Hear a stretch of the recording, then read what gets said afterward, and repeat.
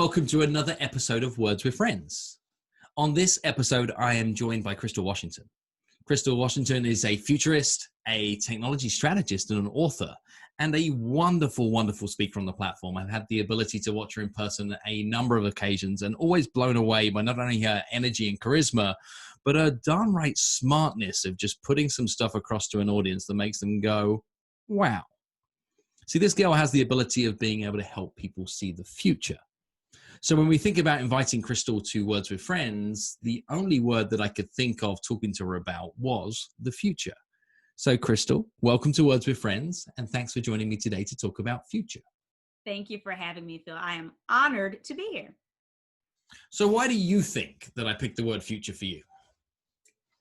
I want to give you a deep answer and say that, but and I want to be able to go there, but I think it has something to do with the fact that I'm a futurist. Yeah, so it's like easy, really, right? It's not like the spiritual thinking behind that is, I have a futurist, let's talk about what's going to happen next. And I'm not really thinking Marty McFly type future stuff. Right. But to you, when you think of the future, what does it make you think of? Oh, the future for me is something that's ever changing. I feel that there's no, and maybe it's because I am a futurist, and when you look at futurist methodologies, a lot of them, it's not about predicting one particular outcome.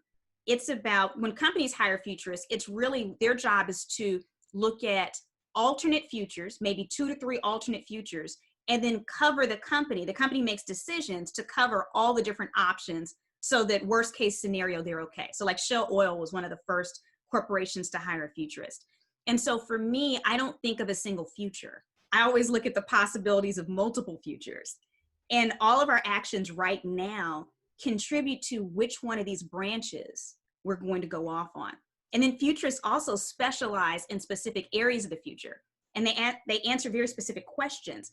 And so the 3 futures I have might collide in different ways with the 3 futures someone who's a healthcare futurist are predicting. So there's so many different branches. I guess I think of a tree. A really, really big tree. Okay, I think I get it. Is what you say is you're making stuff up? No. So basically, futurists, they look at the horizon. They do something called horizon scanning, and you look for possible outcomes. And then you're making predictions based on all the information you have available in your specific area of expertise. So like, I don't get into transportation futurism unless it has to do with technology specifically. I don't get into the futures of the shapes of babies' heads, right? So it is guesswork. You are guessing, but it's guessing based on some amount of data. Okay. When people think of the future, I think the natural reaction is to jump towards technology. It's to jump towards how computers might rule the world. Are they going to be robots? Are they going to be even people that way around? Is what's your take on all of that? That stereotypical jump towards the future is going to be this sci-fi metropolis. Well, there's some truth to it, for sure. I have whole programs that by the end of them, I actually prove that we are mating with our devices. Not the first definition of mating, hopefully. No judgment. That's not where I'm going. But merging. We are literally merging with our technology because we have it stuck to us all the time. It's becoming a part of us. And so we're turning. This is an example of that to a point. The fact that I'm looking at you where I'm not really looking at you, I'm looking at a screen, but I'm really looking at a camera, but I think I'm looking at you, I guess, is part of that, right? It's all part of it. The fact that you probably sleep with a smart device next to you or very close to you. The fact that people have smartwatches, the fact that our implants are becoming more intelligent. So we are actually merging with machines. I'm not sure how I feel about that. Give you the warm fuzzy. I have no counter argument. I'm just not sure how I feel about it. Mm-hmm. So how does somebody decide that what they're going to do is invest a giant body of their attention, that the giant body of their work is going to be based around the future? How did you decide that was going to be something for you? Well, it started with my gravitation towards technology. I've always had this love of technology, but not the technology itself. I love people, and I understand what technology enables us to do. It actually turned us into superhumans. Like if people really understood how they leverage technology now to get so much more done. And so it started with that, but technology was moving so fast and it's constantly changing and updating. There's an obvious connection between that and the future, which is what you hinted at, right? And so that's when I was like, you know what, I need to study futurism and foresight and the methodologies to predict what's coming up next, to help people prepare for what's coming up. Because while people associate technology with the future, I've also found that a lot of people are scared. And so that fear comes out in different ways. You know, when I'm on stage and talking to many different groups, some people are excited, some people are mortified, and it might show up as them genuinely being able to admit that they have a fear. But for many people that are used to being in the driver's seat, it comes across as them poo-pooing the technology, saying, oh, well, this is stupid. So it comes across as anger, but it's really just fear with icing on it. Wow, that makes so much sense. And I think people see that with any form of change, right? As I do a lot of work around change, and people's first reaction towards change is fear, running in the other direction. Why can't that? We might loop back to that a little later on, but I think any form of acceptance that changes anybody's standard operating system is like, there's an error, right? I even see it today on my computer. It like wants to do updates. It wants to do updates. It wants to do updates. I'm like, no, updates might break it.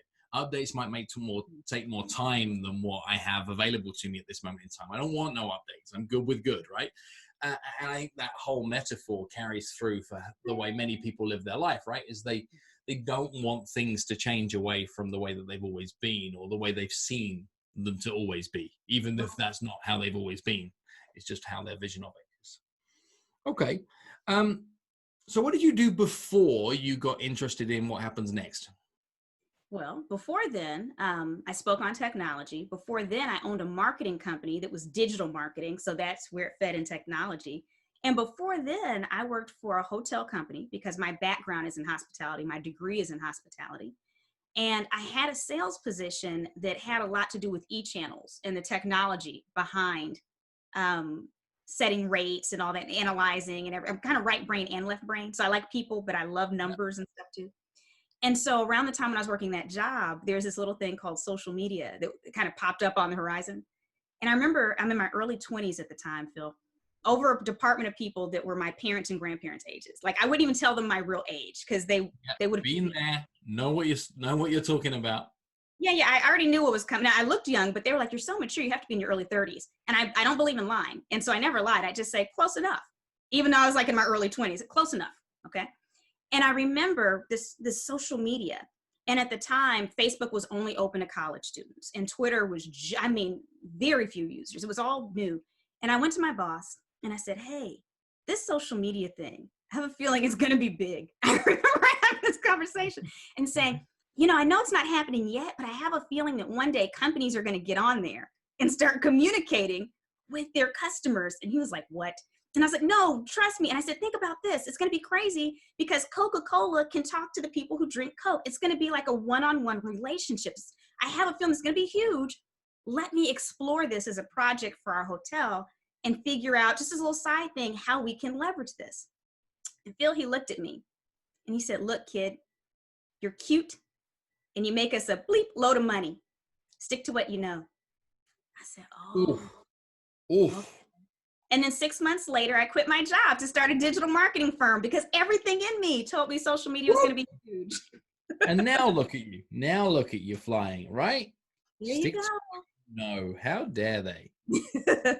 But what a blessing, because if that hadn't happened to me, I wouldn't be where I'm at now.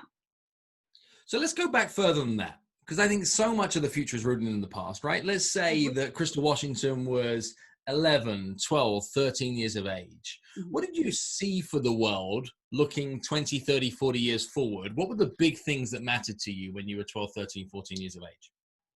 12, 13, 14. I'm trying to think. I was a really overachieving kid. Like I was a straight A student. I remember having a strong sense of justice. I remember that. I had a very strong sense of justice as a child, which used to drive my parents crazy. Because, when you see kids that get into an argument, like one kid smacks the other, and the parents like, no, you all hug and make, I'd be like, that is actually not right, because this person is the victim. Like, I was always that. And so, looking at my future at that age, I had been oscillating between different options. At the time, I think I was probably focused on possibly going into law, because I also had an aunt that went to Harvard, graduate with a law degree, working on Capitol Hill. And so I think I was probably kind of in that space. But I realized I did process information differently than most people. And I realized that people either loved me or couldn't stand me for that reason. As a kid, I figured that out pretty quickly. Yeah. So yeah, I don't think I necessarily had a huge view of what the future would hold, but I do remember being grounded in whatever it is, you're going to be fine. Just work hard. I just remember just this crazy work ethic as a little kid. I want to just explore that for a second. Is crazy work ethic, straight A student at a very young age. Why do you think that was? I think it had a lot to do with, I was raised with my maternal family. I didn't really develop a relationship with my father's family until I was like in college. And my mother's family was much like the Huxtables, if you have that viewpoint. And again, I mentioned I had the aunt that, worked on Capitol Hill, and I had aunts that were high up in executive positions for their companies, and I had one that did social work high up in the state of New Jersey, and uncles at Pentagon. So all this kind of stuff was going on. And the one thing in my family was, and this is going to sound shallow, but I'm just going to say it because it's not my opinion, it's what I've been told. So I remember as a kid hearing other people saying, oh, wow, your family's nice looking, right? Because whatever, right? For you, it's just your family. But within my family, because I guess that's how people perceived us, being a cute little girl wasn't going to get you anything in my family. Like, you blended in with everybody, right? And so there were no points for having on a cute dress, and you got points for being smart or for being kind or for being industrious. And so I think that stuck with me because that's what my family came from. And a lot of that has to do with their history. You talk about history, Phil, as much as I love the future, I'm also one of those people. I've spent years of my life and untold amounts of money researching my family history to when they first landed in this country, and who came from where, and who came through slavery, and who came from France.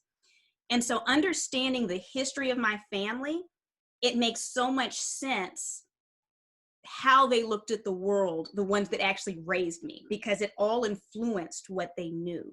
My mother's family did not come from the same tradition of slavery as some, like my other branches of my family. And so many of them, when they first got here, they weren't kept in slavery even a full generation. And it's kind of interesting, their white slave owner fathers would give them all inheritances. They had businesses. And so this was what I inherited, because this was the branch of my family that raised me. And so I don't think I had the same limitations that even some of my cousins had from different branches, because this was always the expectation. Okay. From digging into that amount of history, what were some of the surprising lessons that you found? Things that you didn't know that you then changed the course of your future once you stumbled across some of these new facts? Well, I remember not knowing that there were free Black people like in the 1700s, just going around the United States. That's not something they teach you in history. And so when you see your ancestors, and I've gone to their homes, and there's one house in New Orleans, I'm waiting for it to go up for sale because it's the one my ancestors lived in, a really nice property. I'm getting that, right? So when you see these and you learn the history, when you find documents that they signed or that they wrote, and you have history books. I mean, I actually have history books. I don't want to turn this on and mess up my camera, but I actually have history books where it mentions some of them by name. It changes how you are situated in the world because you have a grounding. So that was surprising. I was surprised to find out that some of my ancestors chartered a school for free Blacks. Now a lot of their kids they sent off to France to be educated. That was another surprise. What? Who knew that was a thing? But it was. But they chartered a school for recently freed Black people. And this was during slavery. So I'm like, how did they pull this off? So the things they were involved, they had businesses on Canal Street, owned it. So all of that was shocking. And even the branches of my family that did go through slavery. My last name is Washington. That is my mother's father's last name. So I managed to keep his last name, even through my own marriage. And I have this last name because my great, great, great, great G5 grandfather ran away from the Yerger plantation, joined the Union Army, fought back. And then when the census takers came along and said, hey, you need a last name, what's your last name? He chose Washington, because a lot of African Americans chose Washington, Jefferson, Jackson, whatever prominent names they heard, they had to choose. They're like, okay. So I carry that name because this man just chose it. And I just decided to keep on to it because I was like, this was a choice. You know, his first conscious choice as a free man was this name. I'm keeping it. So when you, like I said, when you understand all of these things, and it's such a gift because most African Americans don't have this information, it roots you in a certain reality in the United States specifically. Such a big deal. And I like another point that you just made there too, is he chose it. Like there's a choice involved. If I relate back to something you said earlier on in today's conversation, is you talked about that the future is created by the choices in which we make, right? It's you can help highlight the questions that people need to be asking of themselves. You can highlight the options that they may have, but fundamentally it's the choices of people that craft the future, right? There's no way around it being anything other than that. So what do you think are some of the big questions that both companies and people need to be asking themselves, and then the choices that operate around that can help us create a future that we might look back on with some pride? I think one of the challenges that we have as a society, as a world society and cultures or anything, is we all have these foundations that our beliefs are built upon. Mm-hmm. And what happens is that when we want to make changes or pivot, I know pivot's an overused word right now with all that's going on. Last season. I know, right? That was the first world change with COVID. Now we've moved on. The world has changed again to something else. I've given it a name, by the way, just because I have to call it something. So I call it the 2020 human rights movement. So that's what I call it. It needs something. And I can't just say I like it. I'm happier with that. That makes it easier to talk about. There you go. So here's a name for it.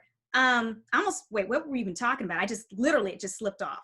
I get you back. I was talking about what were the questions that people need to be asking themselves in order to help create what comes next. Both companies and people. Thank you. So I think they need to look at their foundations, because what happens is we've been building these buildings that have been on faulty foundations, and we keep trying to tweak the building when the foundation is crumbling. That doesn't make sense, but it requires courage, because whenever you're looking at foundational beliefs, whenever you're looking at what a country or a company or an individual is founded on, that's gonna hit some stuff. There's some stuff that's gonna come up with that.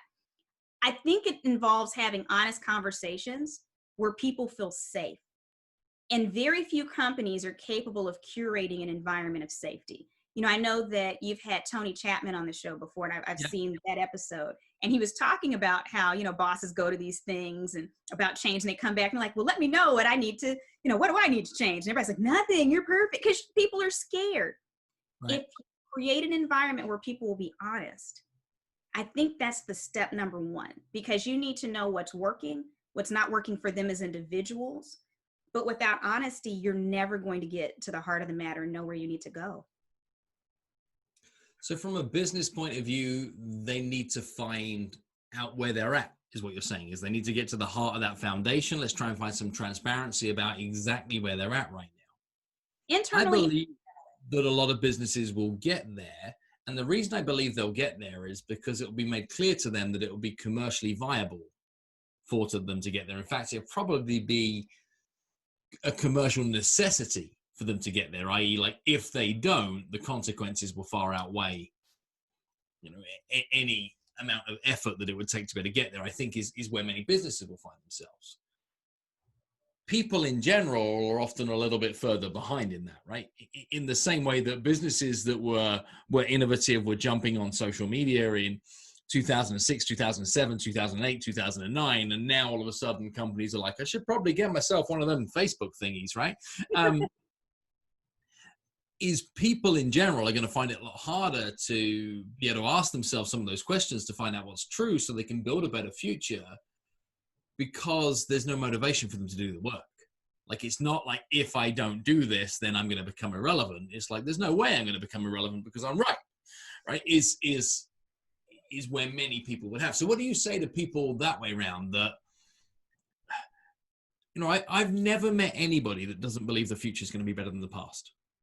I find that fascinating, right? Is the majority of people have an optimistic vision for the future. And by the future in this scenario, I mean like the distant future. Like, the immediate future might be crappy, but don't worry, it'll all figure out in the end. It'll all figure out in the end. Like, I hear that sort of thing so often. What do you say to the people who are naively accepting that the future will be what it will be, things will get there, etc., that aren't doing the work to be able to ask themselves questions about creating what's next? People can become irrelevant. And we're seeing it in workplaces. We're seeing it in families. And people fear becoming irrelevant. And so they fight it. And they try to press whatever opinion they have on other people, right? I think that's a very human thing. And so I think anyone who has any fear of being irrelevant, which I really think most humans actually do if they dig down, yep, it behooves you. And also, here's the other thing, is that by examining your foundation, which will shift how you see your actions in your future, it actually ensures you're going to have a better future because you're preparing. It's like when I talked about that horizon scanning, when you're looking at all the possibilities and you shift your behaviors to cover some possibilities, it's shoring yourself up against the more negative consequences that can happen. I'll give you a very personal example, okay? And so most of my life, I've been okay with money. Not great with money, okay with money. Meaning that up until I was in corporate America, all my bills were paid and paid on time. But savings was not a thing. And what was even crazier, Phil, is it wasn't that I was overspending on stuff for myself. I was so busy trying to help everybody around me that I didn't realize I was developing a bad habit until one of my dads, I have two dads, was like, when I was saying, I don't know why I can't save. And he said, this year is a nice watch you bought me.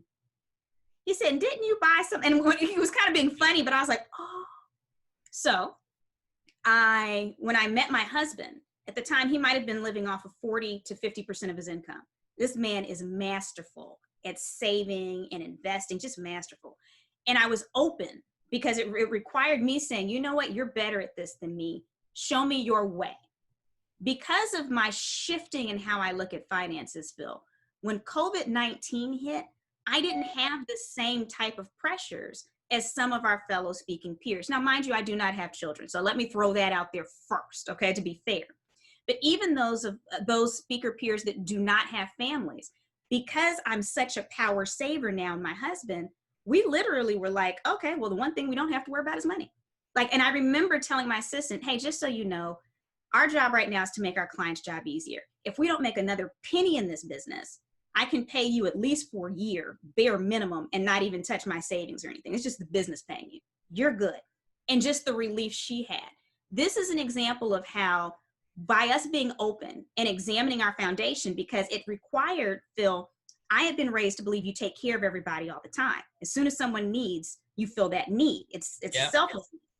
My husband taught me you can only give from your overflow, meaning that you because there's a difference, right? And I had to be open to shifting one of my foundational beliefs. And it was hard at first. There were some times where I was like, but they just need, and he's like, no, you know? And so there's an example of how my shifting in the present at that time made my future better. Because if I had the same financial habits as before, this would have been a much more stressful time for me. It's a beautiful example as well, because if your world's anything like mine,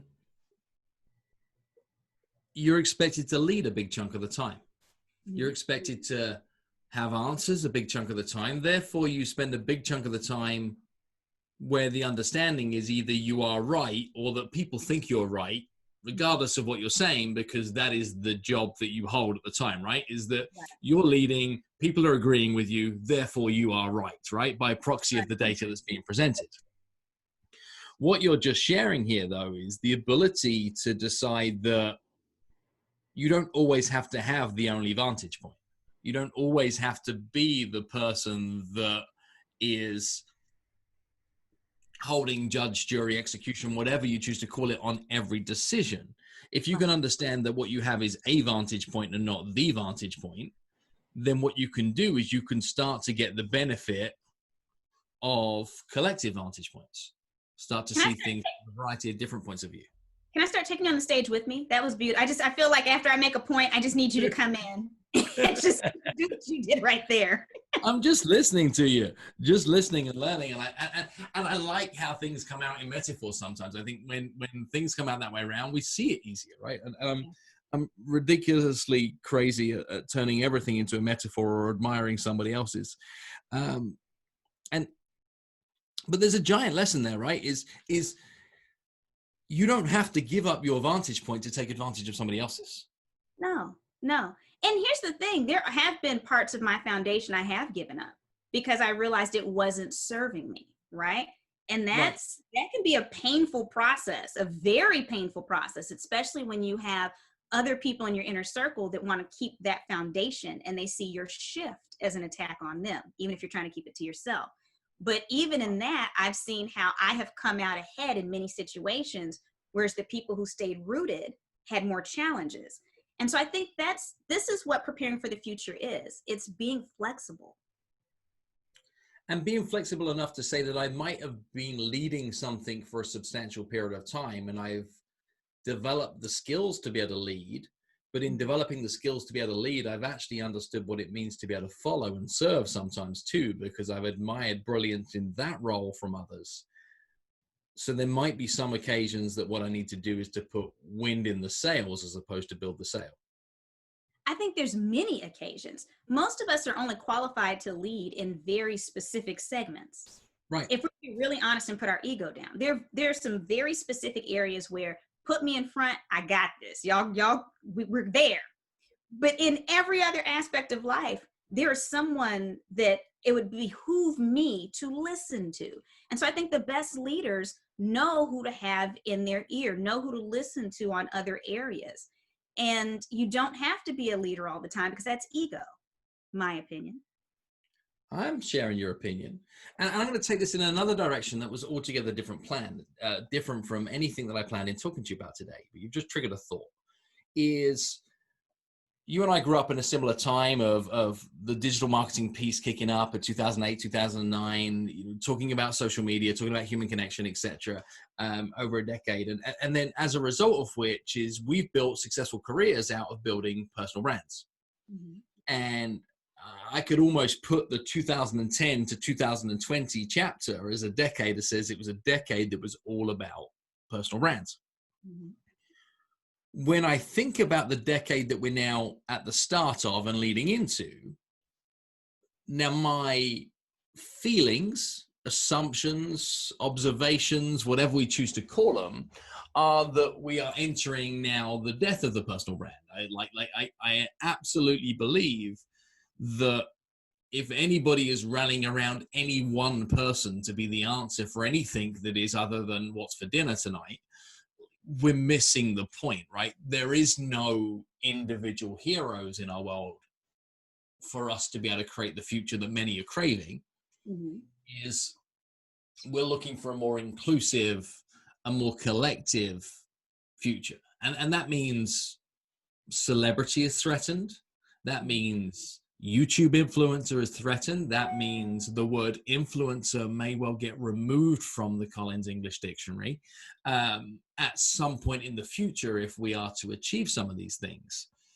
And when I look backwards over this decade, is I feel fascinated by how much it's suppressed society by thinking that what we have is this veneer of excellence that operates above others, and that these are individual people that hold some form of superpowers. Like we've created an army of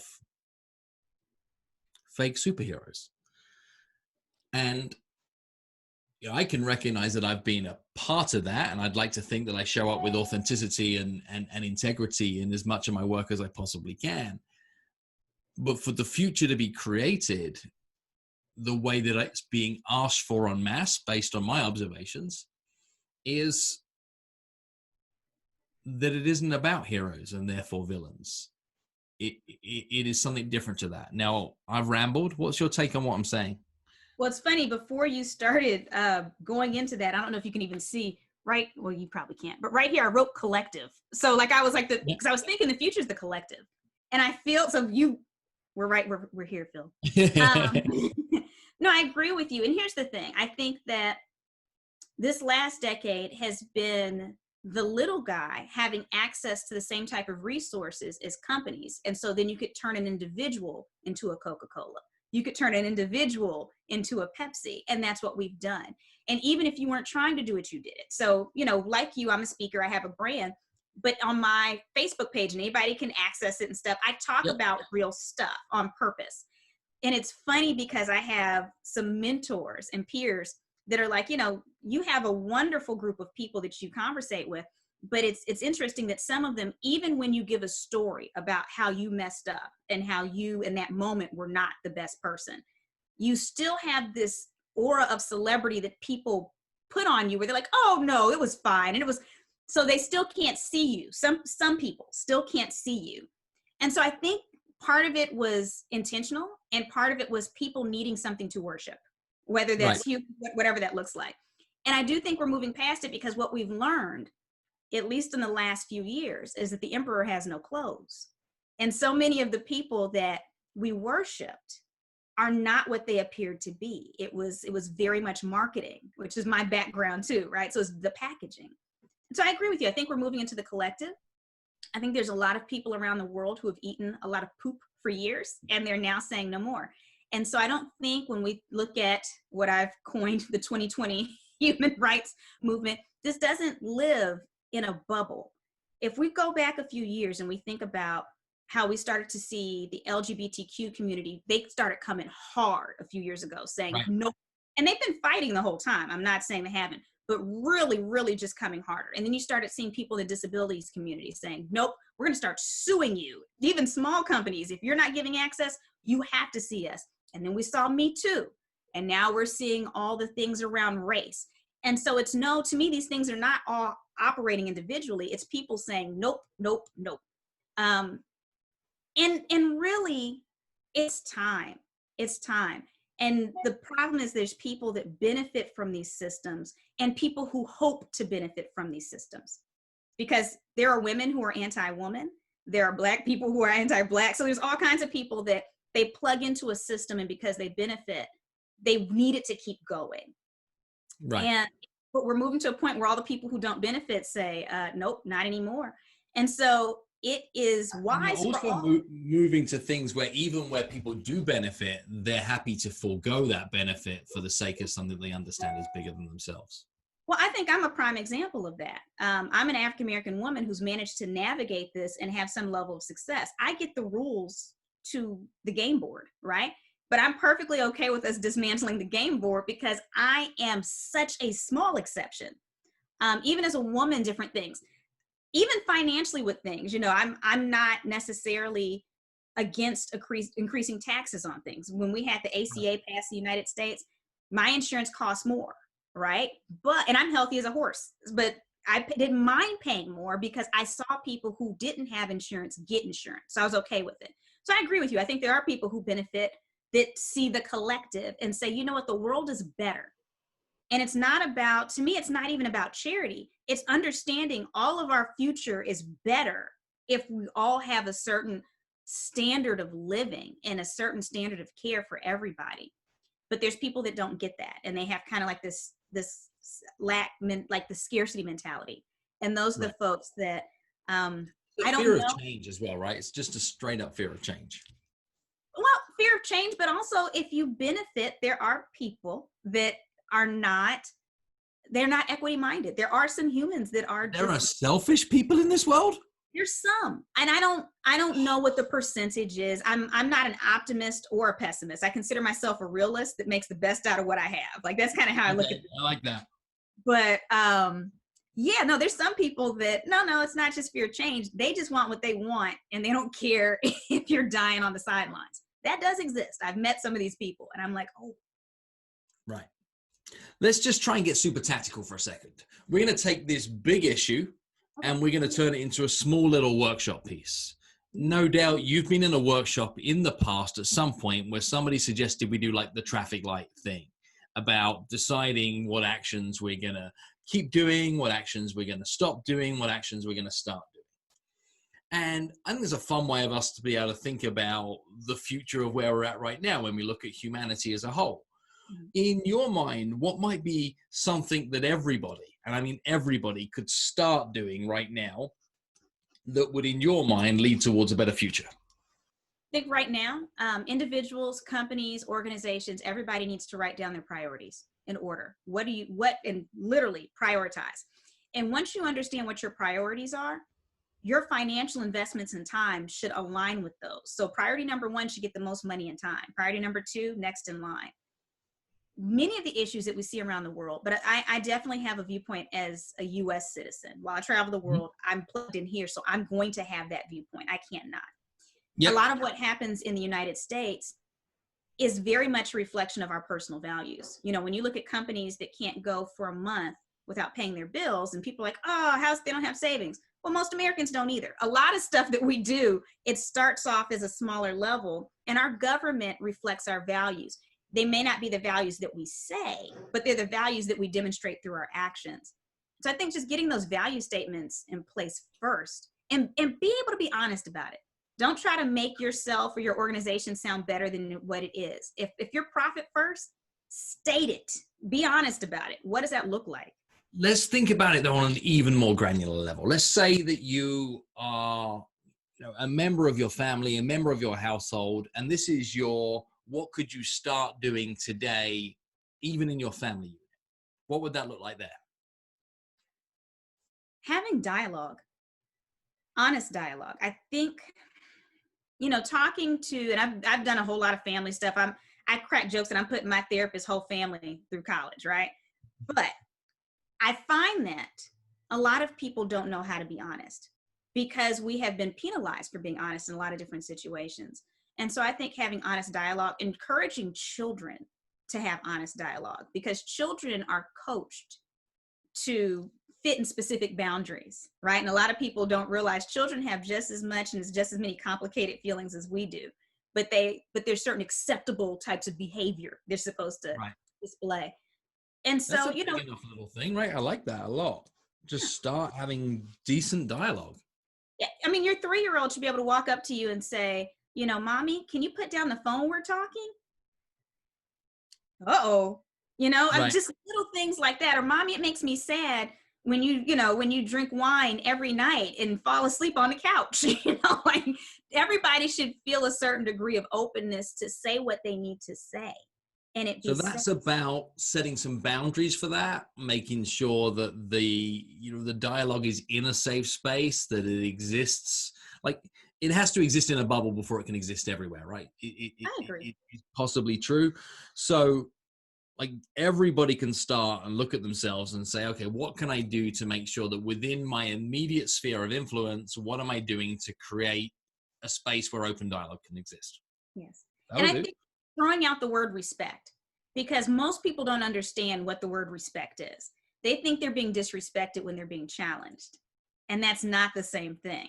And so I think respect means in a lot of households agree with me, right? And if you disagree with me, you're being disrespectful. Yes. And so throw that out. You have to be willing to hear where you need to grow. And it'll make you better. But it takes courage. That takes a lot of courage to be able to let someone tell you.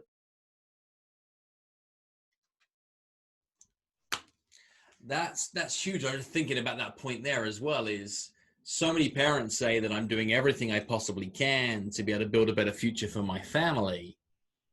And if they're not creating the space around the dining table for their children to be able to speak about what's important to them in their world and what are the things that matter to them, you're working hard to create a future for your version of their reality. That's very different. It may not even be what they want. And let me say this, Phil, I'm speaking as someone who's an aunt. I'm not a parent.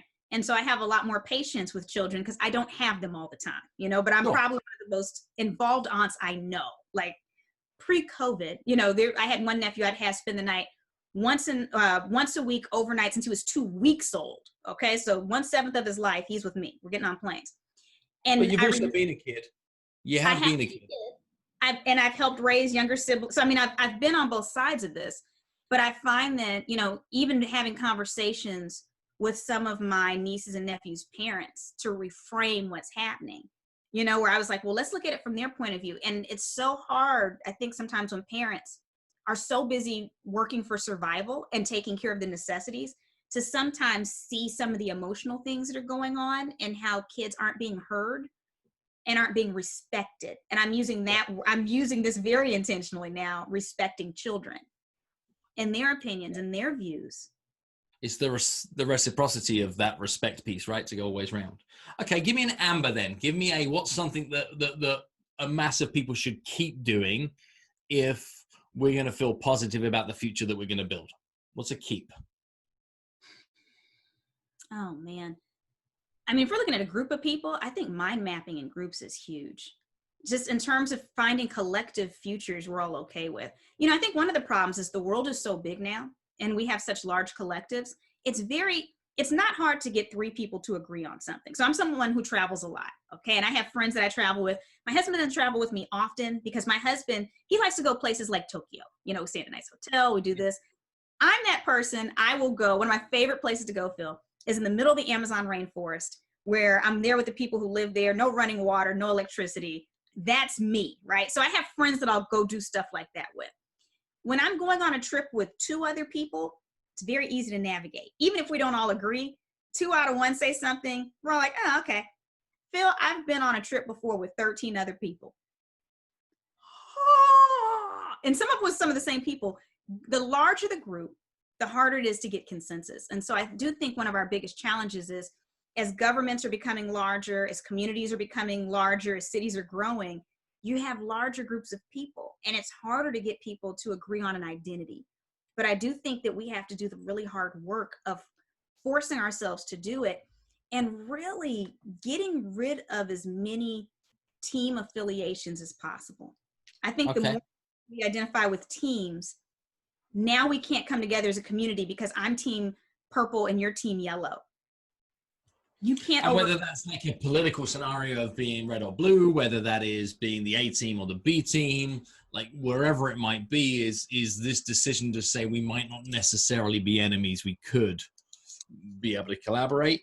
But I'm hearing in that is let's keep trying to put ourselves in conversations with multiple other people to try and find a collective purpose that's bigger than any one individual. And also to make sure that what's within that collective is a diversity of thought, experience, and dynamic that says that you are enabling yourself to be challenged by the very fact that you're forming that group, is that you've decided that you don't have all the answers, but you've again created a safe space for a bigger conversation. I agree. Okay. And then on top of that, I think people need to become lurkers. We are taught that, we have opinions and everyone's entitled to their opinion and everyone is entitled to an opinion. However, a lot of our opinions are ignorant, and that's not me being judged. We all have ignorant opinions, right? Yeah, agreed.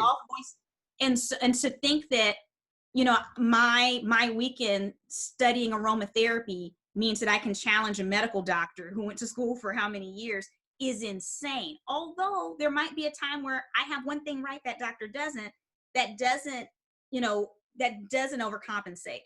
So I think we have to be willing to lurk in communities sometimes and just listen. So Phil, a few days ago, there was a Facebook Live for somebody I know that's very active in the LGBTQ community. And they were having a debate within their community over some statements that were made in relations to the 2020 human rights movement, right? I am not LGBTQ. And so I got on the Facebook Live and there were all kinds of people commenting. Some people I knew that weren't part of the community as well, and they had opinions. I didn't post a single opinion because I'm not intelligent enough to have one. Now, I have friends that are part of the community. People always say, I have friends and I've grown up. But at the end of the day, I'm not in it. But I was really interested to hear, what do they have to say? How does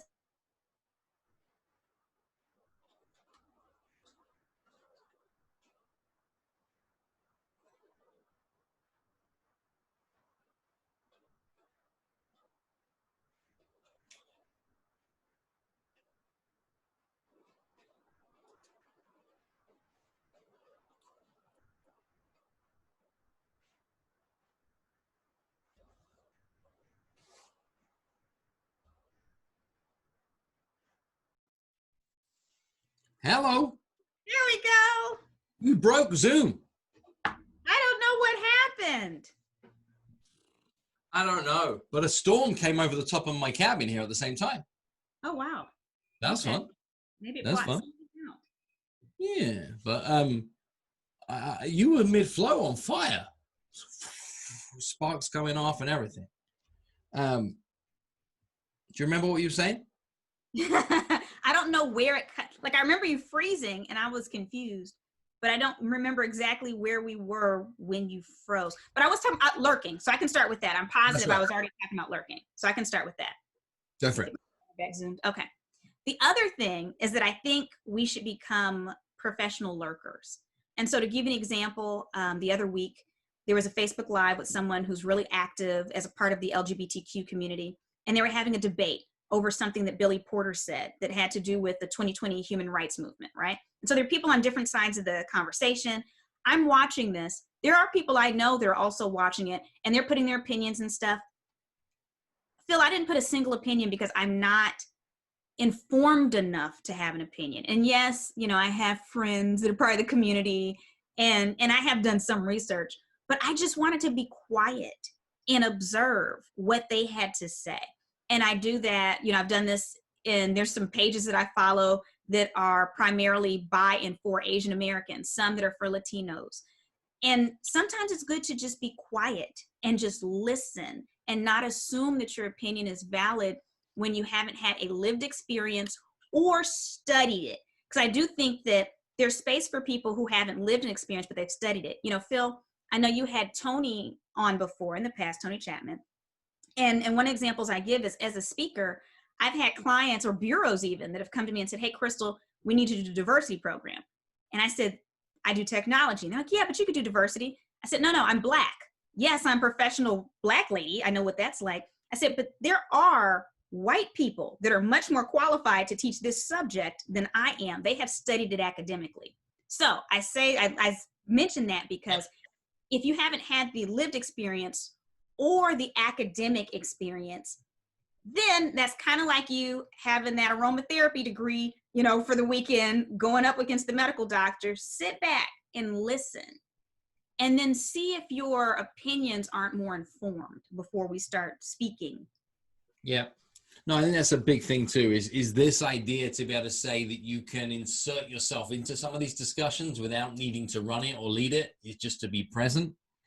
And that's huge. What about a stop then? Let's give me a red light. What might be a red light that you'd just like to see be a non-existent memory and remain in history and not be in our future? You mean a thought process? So what do you mean? You're free to go anywhere you like with it. I want people to go away with a start, a keep, and a stop of something that is within their actions or behavior that can change, that in your opinion might lead towards a better future. Holding on to traditions that no longer serve us. I think that's huge because, again, I believe that the past very much influences our future. And I've seen it through my own family lineages, how this works. And so what happens is sometimes there's this pushback where people say, oh, you're erasing history. I don't believe in erasing history, but I also don't believe in glorifying traditions or elements that no longer serve that on a micro or a macro level. Any of us can go through our family systems. And even if we came from the most amazing family, we can find things that didn't work, that have been handed down for generations. It's okay. Just because great-great-grandpa did this doesn't mean you have to still do it. Throw it out. Just because, you know, this organization said it's okay, or this government that you're a part of said it was okay 100 years ago, doesn't mean you have to keep it. If it doesn't represent where you're trying to move going forward, we don't paint over it. It existed, but we also don't glorify it. And so that is a huge thing that I think can weigh us down. There's three big things, right? So we've got this idea to be able to create a space for dialogue. It's something we can start. Something we can keep doing is having conversations with a really diverse group of people, but some of those conversations might be things that we can lurk in. And we're going to just stop holding on to traditions that no longer serve us. Nice little list. Things for me to work on. I didn't expect to get too many things to work on. Why have I got stuff to do now? Okay. I got one more line of questioning, and then I've got two questions that I want to ask of you that I ask all of our guests on this season's of Words with Friends. Okay. And the other line of questioning I had for you was about the future of our industry. And I'd love to know where your head's at with what you see for the future of conferences, events, and the speaking industry. Well, I think for now, you know, there's definitely a certain degree of caution that should be there. I think that we still have to figure out the legal implications of all of this. You know, forget the feelings, because people do want to meet up in person. But I think, you know, the legalities around it are going to cause some interesting issues. I also think that we're starting to see some geopolitical issues between countries. Hello, I live in the US. And so I wonder, I wonder how international meetings might be impacted. And I don't have all of the answers yet, to be honest with you. There's some things that are so murky, I don't know. But I do know it will be permanently altered. I do know that travel will be permanently altered, especially international travel, specifically I'm speaking on. And so we're not going to go back to meetings exactly as they were. I think when we're seeing these huge international meetings, there's always going to be a virtual component, because now there's going to be people that either do not want to or cannot travel, again, because of either geopolitical issues or because of illness potential, right? Yep. And so I think that the lessons we're learning now in virtual, we're going to carry on into the future, because I feel like those larger events are going to be dual from this point on. Some of the smaller events might carry on faster than we think. I had a client contact me very recently about an event coming up, I think about a month and a half. It's like, oh yeah, we're excited. We're all getting together. It's going to be great. And it's a little town in the South. And I was like, oh, really? He's like, yeah, don't worry. We'll keep you virtual, but everybody else is going to be here. And I said, oh, all 300. Okay. All right. Do you? So Yeah. Okay. I think we're going to see a little diversity in how that's handled. Let's go to another area in this as well, is for your title of the 2020 Human Rights Movement. What impact do you think that's going to have on how speaker lineups might shape up, how meeting planners think about the people that they put on a platform, about how leaders start to think about who are the voices that are sharing inspirational, influential, educational messages towards their audiences? I think it'll definitely open up more opportunities. You know, it's interesting because I've had situations before where I was pretty sure I was hired because I was either Black or a woman. I remember one time, Phil, it was hilarious. I was hired for an international engagement, and it was like 20 speakers. And I was the only speaker who was of color, period, any type of color, who was a woman, who was a millennial, and who was American. So I feel like they just saw me and they were like, jackpot. Now, don't get me wrong, Phil. Fine. I showed up and I killed it. And I was their highest rated speaker. So I don't care why I get in the door. Once I get in there, I'm about to show you up, right? But I do think there's going to be more people actively looking. And if anything, I think there's a decent chance there'll be an overcompensation at first. Meaning that I find that very rarely, if the pendulum's been in one direction, does it just creep on over to the middle and hang out there, right? So I don't think we're going to see, there's going to be some organizations, especially associations, where it's not going to be that you see in the United States, 13% of the speakers as Black, and 13 or 12 to 13% of speakers as Latino, and 3% is there's going to be an overcompensation where you're going to see a greater percentage, and then at some point it's going to swing back to the middle. That's what I foresee coming. Okay. And what would you say? I've been privy to far too many conversations where somebody has reached out to me that says, who do you know that's a good Black speaker? I'm like, have you got a topic? Or is there a problem that needs to be solved or anything first? But like the lean in for the decision is either color of skin or it's the sexuality of someone, etc., is the primary thing that comes in with the ask. And what are your thoughts about meeting planners and organizers leaning in on decisions based on potentially trying to check a diversity box, to check this crazy storm? I think it must be the storm. Like the storm kicked up again and then I lost you again and Zoom just comes out and comes back. I've never had this before. No worries. Well, it makes sense you had it with me. I'm the technology person. So who else are you going to have technology act up with? I know. I was just asking you an important question as well. Let me hit it from the top. Okay. So something I've experienced a lot in my years as a professional speaker is people reaching out to me asking very direct questions, particularly from either a meeting planner point of view or a bureau point of view, that is like, hey Phil, do you know any good black speakers? Or do you know any good gay speakers? Or do you know, who's good and female? And I have a fear from those kind of questions that have echoed in the past that there's going to continue to be this desire to box tick or to, on a surface level, show that we've considered a diverse lineup or any of those things. And it's going to be viewed as the, okay, I've got token whatever in a box. What would you say to anybody that's involved in that decision-making piece to help them navigate that thought process properly and like not be one thing or the other? Like how do they deal with that in a professional capacity to deliver an outcome? So let me start off by saying I am not a diversity and inclusion expert. So I have to say that first. So I'm going to speak as an African-American woman, right, not as an expert on that area. So I just have to be very, very clear about my lane. Now, as an African-American woman, if that's what you can do for now, box check, I'm actually okay with you starting with that, because hopefully if you are asking, so, Phil, you're not going to refer anyone to them that isn't good because your reputation is on the line. So if that's where you have to start, I'm okay with you starting there, because if you're getting qualified people, it's going to start to build your circle. I think that when people have to ask those questions, it's because they don't already have a diverse circle, social or work or whatever. And so they're reaching. There's going to come a point though where keep building on that so that you actually have your own qualified circle of people. It takes work.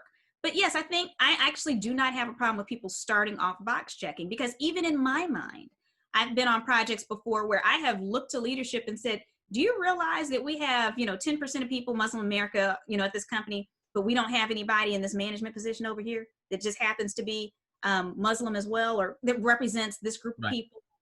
So I don't mind it. But again, I don't know what an official D&I person would say, but I'm like, start there. Because again, if someone brings me in, like the group I told you about, fine. If that's how I got in the door, that's fine. But once I get there, I'm going to show out. And then if you need some additional people, you can come into my circle, and you probably don't have to ask for a black person. If you say, Crystal, do you know someone, do you have about 3 recommendations for a good branding speaker? 9 times out of 10, one of those people are going to be a person of color that I send your way, right? And if you ask me for several, it's going to be a variety. Yeah. Okay. And that's all I wanted was your opinion, right? Is that question comes to me. I think lots of people are going to find themselves in that position where they look at the event flyer, and that's the first moment that they realize that they maybe haven't been as inclusive as they thought they should have been. And in that moment, that's the problem they're looking to try and solve in that moment. And you're saying that if they even identify it at that late mark, is, in your opinion, them taking a very, what might be even seen as a crude action is okay for now, as we sit here in mid-June of 2020 as an action. But if you're still doing this 5 years from now, there's a problem. But start somewhere and work from there. I don't have a problem. And when they crush, go back and say, and who else, and who else, and who else, right? Yeah. Is the big takeaway I got from there, is to say, like, how does this then open up the sphere into other brilliantly talented people? Okay. Yeah. 2 questions I ask of everybody on Words with Friends. It would be daft if I did not ask them of you. I want to make sure that we get them from you in the right way around. Okay. And through this season, the first of the 2 questions I ask you is a words-related question. I'm looking for an adjective. And the adjective I'm looking for is a word that best describes how you're feeling about life at this moment in time.